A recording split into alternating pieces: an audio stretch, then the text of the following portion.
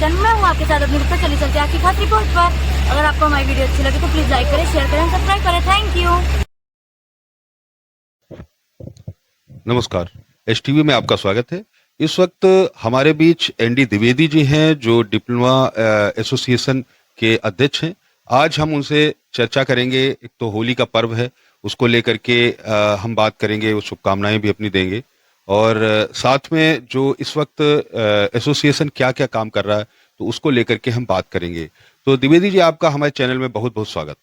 धन्यवाद जी, अपना परिचय दे दें जो हमारे दर्शक देख रहे हैं। मैं एनडी द्विवेदी, प्रांतीय अध्यक्ष डिप्लोमा इंजीनियर संघ लोक निर्माण विभाग उत्तर प्रदेश। सर, ये बताइए कि जिस तरीके से अभी अगर बात करी जाए तो होली का त्योहार भी आ रहा है और मार्च का महीना है।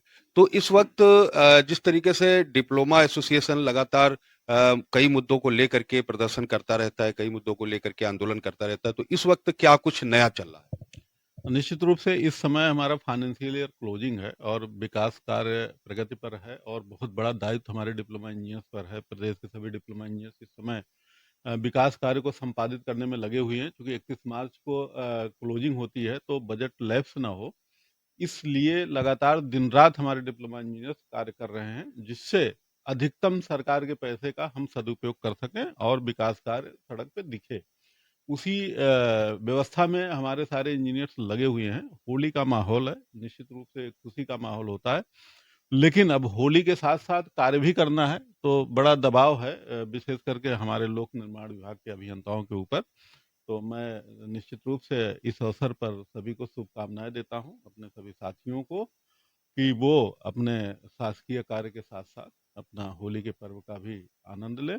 और उसी के साथ मैं डिप्लोमा इंजीनियर संघ की तरफ से पूरे देश के और प्रदेश के सभी नागरिकों को, सभी हमारे जो कार्मिक हैं, इंजीनियर्स हैं, अधिकारी हैं और पेंशनर साथी हैं, सभी को शुभकामनाएँ देता हूँ कि होली मंगलमय हो और एक अच्छी हँसी-खुशी का माहौल हो। विगत में काफ़ी कोविड वगैरह का जो प्रकोप रहा है, उन सब से हम लोग दूर रहें और सभी लोग स्वस्थ रहें और निरोग रहें और सभी लोग देश में के विकास में भागीदारी सभी की हो और सभी लोग उसका आनंद लें। एक आखिरी सवाल सर आपसे और है कि जिस तरीके से अभी हरिकिशोर तिवारी जी ने भारतीय जनता पार्टी को ज्वाइन किया था, तो बहुत सारे जो संगठन हैं वो कहीं न कहीं वो निराश भी हैं और ये भी उनका कहना है कि तिवारी जी जो है वो भारतीय जनता पार्टी में चले गए, तो हम लोगों का क्या होगा? तो इसको लेकर के आप क्या कहना चाहेंगे? ये तिवारी जी का उनका निजी निर्णय है, उसका संगठन से कोई लेना-देना नहीं है। संगठन अपना निस्वार्थ भाव से काम करता है, संगठन की अपनी कार्यशैली है और किसी के जाने से, किसी के त्यागपत्र देने से या कहीं ज्वाइन करने से संगठन पे प्रभाव नहीं पड़ता है। संगठन अपना कार्य कर रहा है, संगठन के महामंत्री हैं और वो कार्य कर रहे हैं। कार्यकारी अध्यक्ष के रूप में मैं भी राज्य कर्मचारी संयुक्त परिषद देख रहा हूँ। अभी मैं कार्यालय में 3 घंटे बैठ कर के आया हूँ, तो पूरे प्रदेश की गतिविधियाँ हम लोगों की चल रही हैं। तो निश्चित रूप से संगठन अपना कार्य कर रहा है और कार्य करता रहेगा, क्योंकि बहुत पुराना संगठन है और उसमें कई संगठन हमारे जुड़े हुए हैं, तो उनकी भावनाओं का ध्यान ध्यान रखते हुए ये संगठन पूरी तरह से कार्य करेगा। राज्य कर्मचारी संयुक्त परिषद भी अपनी अच्छी तरह से भूमिका निभा रहा है। बहुत-बहुत धन्यवाद और हमारे चैनल की ओर से, हमारी टीम की ओर से आपको और आपके पूरे संगठन को बहुत-बहुत शुभकामनाएँ होली की। यही हमारे साथ राज्य सेतु निगम डिप्लोमा इंजीनियर एसोसिएशन के अध्यक्ष गुप्ता जी हैं। हम उनसे भी बात करेंगे कि इस वक्त जिस तरीके से अभी द्विवेदी जी ने बताया था कि मार्च का महीना चल रहा, क्लोजिंग का टाइम है, तो अभी हम राज्य सेतु निगम की भी बात करेंगे कि वहाँ पे क्या कुछ माहौल है और किस तरीके से जो एसोसिएशन है वो कैसे काम कर रहा है। तो गुप्ता जी, आपका हमारे चैनल में बहुत-बहुत स्वागत। Thank you. अपना परिचय दे दें जो हमारे दर्शक देख रहे हैं। मैं श्री प्रकाश गुप्ता, प्रांतीय अध्यक्ष सेतु निगम डिप्लोमा इंजीनियर्स एसोसिएशन में हूँ। ये बताइए कि जिस तरीके से अभी अगर मार्च का महीना चल रहा है, तो एक तरफ चुनाव भी है। अगर बात करी जाए कि 2024 का जो चुनाव है, लोकसभा का करीब है और इसको लेकर के अभी आपका जो एसोसिएशन है, वो किस तरीके से किस दल को सपोर्ट करेगा और किस तरीके से काम करेगा? देखिए, चुनाव की अधिसूचना जारी हो चुकी है और हमारे सारे लोग जो शासकीय कार्यों में लगे हुए हैं, विकास के प्रति जिनका जहाँ पे पोस्टिंग है, वो लोग काम कर रहे हैं तन-मन लगा के। जहाँ तक चुनाव से संबंधित है दलों का, वो हम लोग निष्पक्ष तरीके से चुनाव कराने की जिनकी ड्यूटी लगी है, वो ज़िम्मेदारी होती है और चुनाव आयोग द्वारा दिए गए निर्देशों का शत प्रतिशत पालन करते हुए निष्पक्ष और निडर चुनाव कराने का भरपूर प्रयास किया जाता है। अभी अगर बात करी जाए कि एक तरफ जो विपक्ष है वो लगातार मुद्दा उठा रहा है कि ईवीएम को लेकर के, और जो प्रशासनिक अधिकारी हैं कहीं उनको लेकर के भी एक लगातार मुद्दा उठा रहा है, तो इसमें आपका क्या कहना रहेगा कि किस तरीके से निष्पक्ष तरीके से किस तरीके से चुनाव कराएंगे? नहीं, निश्चित रूप से अभी देखिए भारत के निर्वाचन आयोग के जो हमारे मुख्य चुनाव अधिकारी, जिनको मैं मुख्य चुनाव आयुक्त हम लोग कहते हैं, उनके तरफ से स्पष्ट कर दिया गया है कि ईवीएम में कोई खामी नहीं है और इस संबंध में हमको लगता नहीं कि हमें कुछ कहने की आवश्यकता पड़ेगी। ये उन्होंने स्पष्ट कर दिया है और जो गाइडलाइन आती है उसी के हिसाब से शत प्रतिशत नियमों का पालन करते हुए चुनाव कराया जाता है। अगर बात करी जाए कि इसके बाद जिस तरीके से आंदोलन लगातार चल रहे हैं, एसोसिएशन आंदोलन कर रही है अपनी मांगों को लेकर के या अन्य मामलों को लेकर के, तो चुनाव के बाद किस तरीके से जो एसोसिएशन है वो किस तरीके से काम करेगी, कैसे आंदोलन करेगी या किसी मुद्दों को लेकर के नए मुद्दों को रखेगी?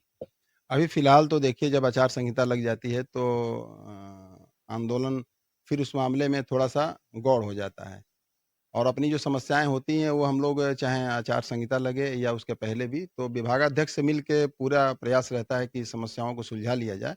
लेकिन इस समय जब आचार संहिता लग गई है तो सिर्फ़ एक मात्र उद्देश्य होता है लोकतंत्र के महोत्सव को पूरे तन-मन और तन्मयता के साथ निभाना, स्वतंत्र, निष्पक्ष और निडर चुनाव को संपन्न कराया जाना। बहुत-बहुत धन्यवाद। अभी होली का त्योहार है, हमारी टीम की ओर से, हमारे चैनल की ओर से आपको, आपके पूरी एसोसिएशन को बहुत-बहुत शुभकामनाएँ। थैंक यू, आपका भी बहुत-बहुत धन्यवाद। प्रकाश चंद जी बैठे हुए हैं, जो कि प्रांतीय महामंत्री हैं डिप्लोमा एसोसिएशन के, जो पीडब्ल्यूडी की अगर बात करी जाए, तो अभी जिस तरीके से द्विवेदी जी ने कुछ बातें बताई और गुप्ता जी ने बताई, तो आज हम उनसे भी कुछ चर्चा करेंगे इस संबंध में कि किस तरीके से जो एसोसिएशन है उसका क्या कुछ काम है, एसोसिएशन किस तरीके से काम करता है और किन किन लोगों के लिए काम करता है, उनको आप तो मैं प्रकाश चंद, प्रांत महामंत्री, डिप्लोमा इंजीनियर संघ, लोक निर्माण विभाग, उत्तर प्रदेश से हूँ।